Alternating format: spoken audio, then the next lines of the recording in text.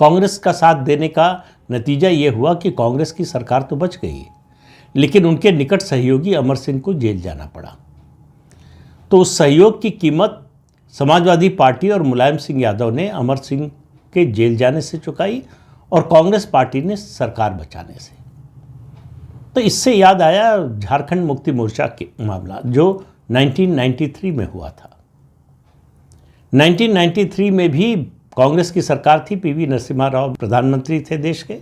उस समय भी सरकार अल्पमत में आ गई थी, अल्पमत की ही सरकार बनी थी। वैसे तो कांग्रेस को 242 या 244 सीटें मिली थी 1991 के चुनाव में।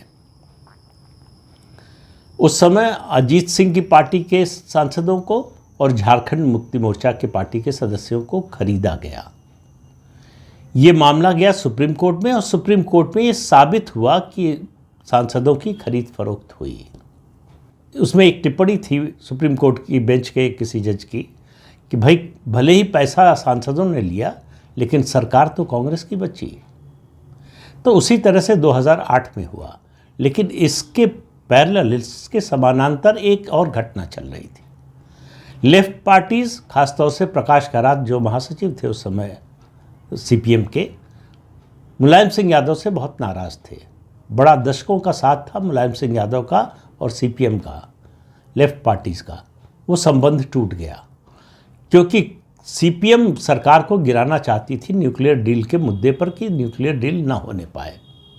मुलायम सिंह ने बचा लिया उस सरकार को, तो लेफ्ट ने नाता तोड़ लिया। उसके बाद लेफ्ट से उस तरह का मुलायम सिंह का नाता कभी बना नहीं।